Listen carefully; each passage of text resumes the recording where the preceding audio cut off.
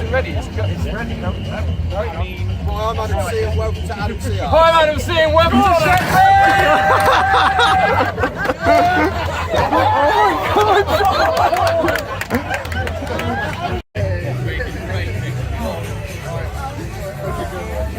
Here's a dog.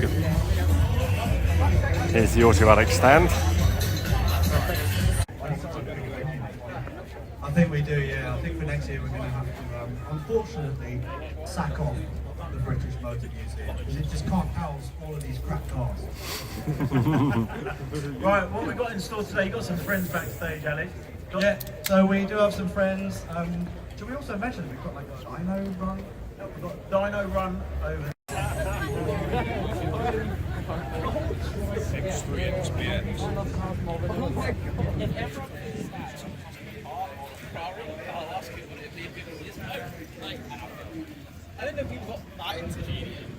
So yeah, this is JM1 Cars' Maserati. And there is JM1 Cars. A few cars have started to leave by now, but there's still a decent about here. So this caught my eye. Check this out. It's a Proton Saga. These are exceptionally rare now. I think this one's quite a high spec because it has a sunroof. I mean, the early lights were not a factory fit.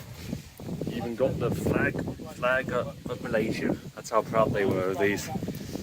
It's manual, which is nice. Can't see if it has a rev counter or not. Oh, it does. So yes, it's a slightly higher spec. Probably 1.5 then in that case. Yes, it is. A 1.5 SE triple valve in this very nice sort of light, sort of jade green. I love this. I love this. I like this a lot. And then right next to it, we have. When was the last time you saw one of these? A Ford Sierra Estate G plate, so an '89, fairly late one. But this looks like quite a low spec. Although you have got a sunroof, so this probably isn't like bottom of the range. Probably sort of a mid-spec model. But this is very. Oh no, it is quite low spec. It's an L, a 1.8 L. Wow, that is quite cool. There we are. So we've got this 1950s Ford F100. I think a long time ago as a kid I had a model of one of these, or I was round at a friend's house like back when I was a young kid who had a model of these, and I was just like fascinated by it because it looks so bizarre, obviously, to a British kid. I'd never seen anything like this before as a toy, and this is even this exact color as well. This one is immaculate. It must have been restored fairly recently, I imagine, because yeah, this has clearly had quite a bit of money spent on it. That is awesome.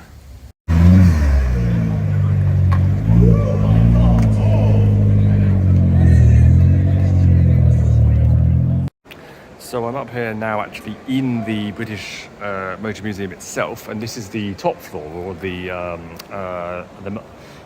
mezzanine floor, and they have a little exhibit going on here about Vauxhall. Now, thankfully they've filled it with some rather tasty metal, which I will get to, but we have some of their really early stuff here, of which I know practically nothing about, so I will skip the pre and interwar stuff because I want to get on to, well, yeah, the slightly more well-known stuff, such as this Vauxhall Lotus Carlton. This one on a number plate I have seen before. That I think this was a press car or something, but these obviously need no introduction. I don't really need to talk about these because they are so well documented, but I've only ever seen one or two of these on the road. I think there was one I saw at my local, when I was back living with my parents there's a Bell and Colville garage, and they used to sell Lotuses. I think they still do. So one time I saw, I presume in for a service, someone had brought their Vauxhall Lotus Carlton. So that was rather cool. And then we have a rather sad, a bittersweet vehicle, because this is the last of the Holden saloons that then became the Vauxhall VXR8. This one in a very very bright green, which, I mean, it's a suitably wacky colour for these. But yeah, sadly Holden's factory closed down around, it was 2017 when this one was made. Big shame, but still, at least this one is here for us to reminisce. So that we've got the Vauxhall Ampera, so a rather forward-thinking car, one of these. It had an electric motor, but then it had a tiny petrol engine on board, which acted as a generator for the batteries.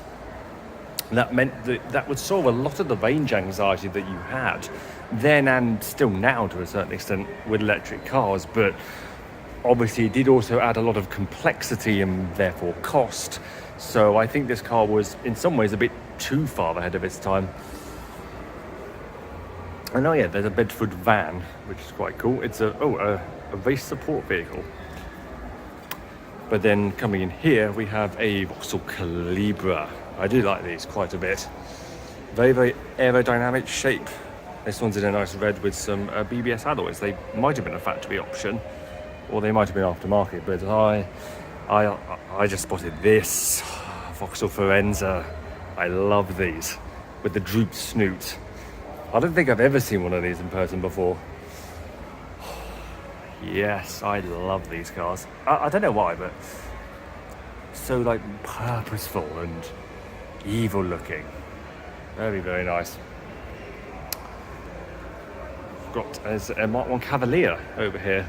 I think in Europe this was the Opel Ascona, but we got this as the Cavalier, and this one has a vinyl roof, because of course it does, in a very lovely 1970s brown, even though this is a 1980 model. And oh, it's even a brown interior. Oh yes, that is so of its time.